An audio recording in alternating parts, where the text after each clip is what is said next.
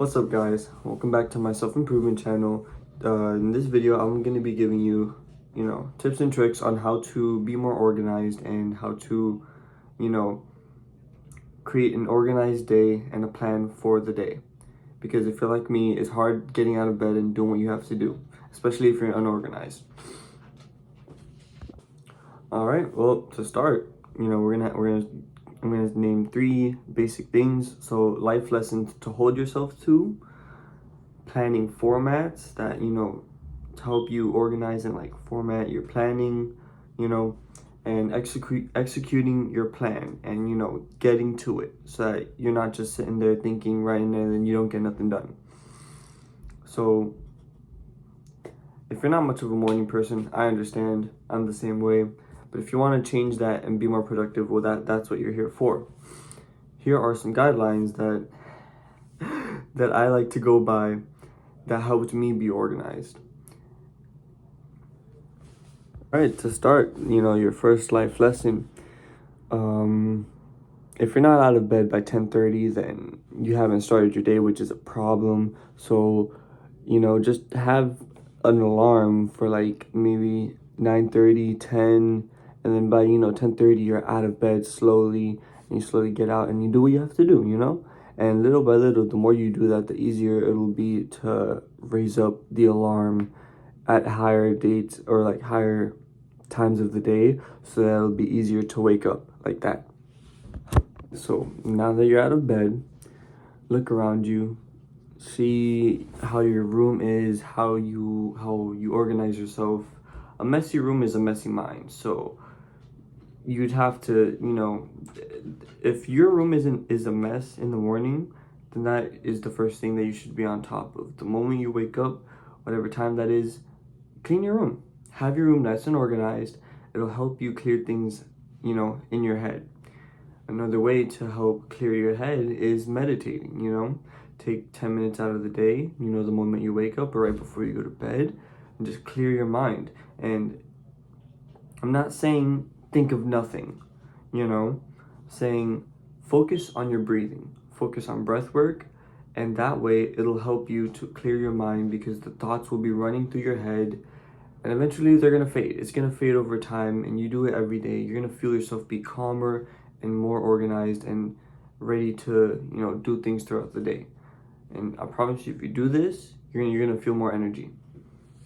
Okay, so for the next thing, formatting your plan and doing all that, it's best to do this the night before, so that in the morning you don't have to rush and worry about what am I gonna do today, this and that.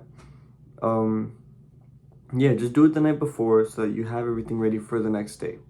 If not, take 10 minutes out of the day to meditate and envision your plan for the day, even if it's something mental, something quick. But it's always good to have a plan. Another thing that helps is, it's good to have a plan, because if you don't, when you wake up, your brain is going to, look for the first cheap source of dopamine, like grabbing your phone. If you wake up and the first thing you do is grab your phone, you don't get up, you don't brush your teeth, you don't do none of that, you're gonna be distracted throughout the whole day. You need to put the phone down for a second, because you just woke up.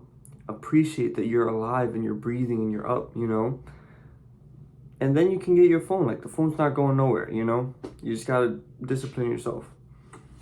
So now I'm gonna go over the few formats that I like to use to help me keep track of my day.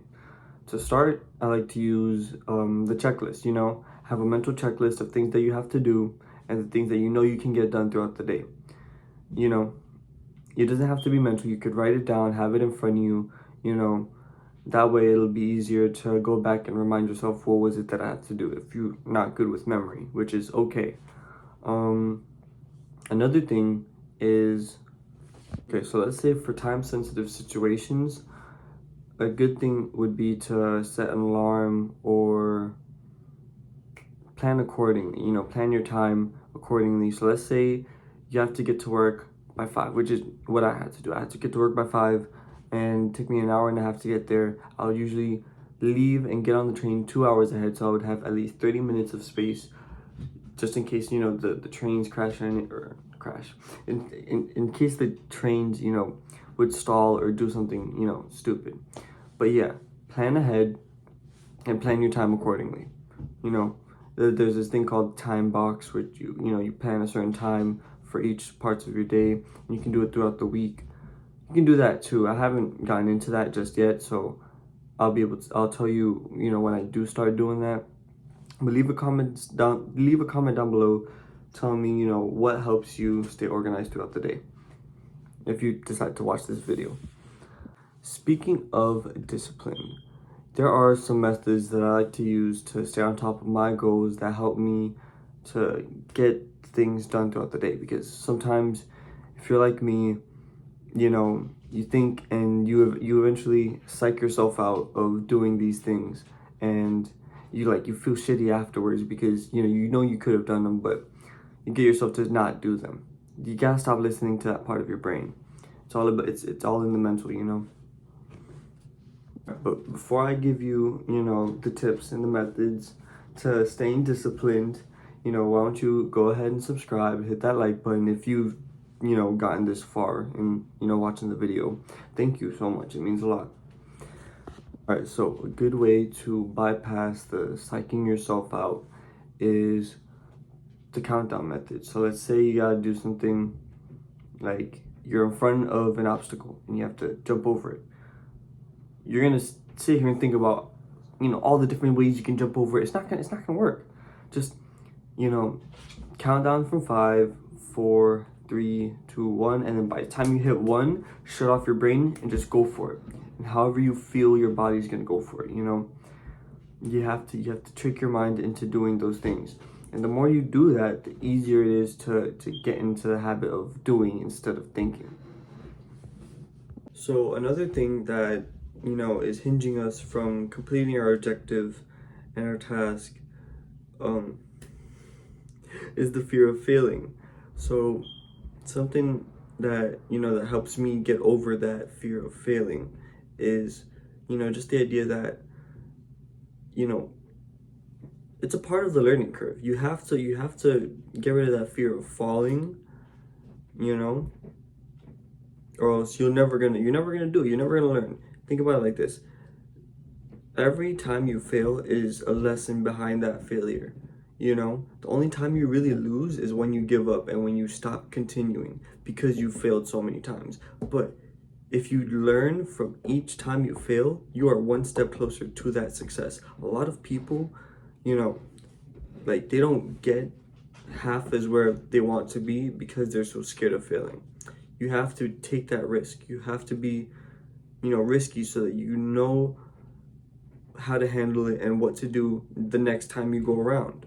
A lot of people, like let's say in war, there's a group of people being attacked and they lose. They regroup and find a new strategy and go back at it again so that they can win.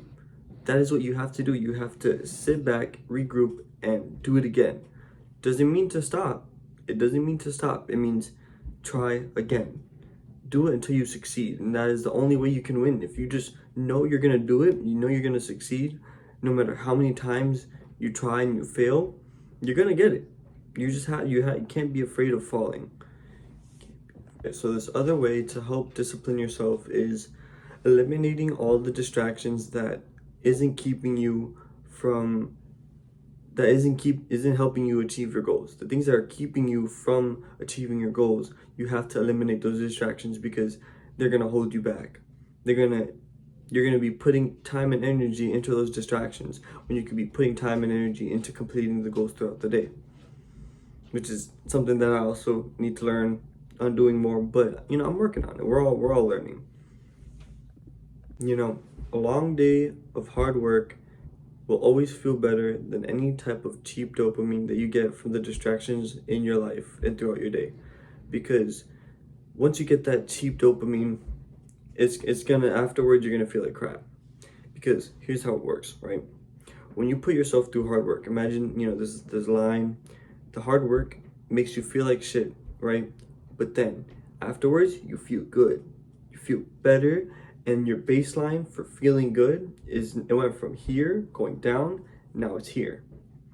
Now, cheap dopamine is you feel good now, but then you go deeper than your baseline, and now you're here. And so every time you get the cheap dopamine, you're just digging yourself into a hole of despair. So stop doing that. Alright, well, if you've come this far and you've actually watched my video, it means a lot to me. Thank you, and I'll see you in the next one.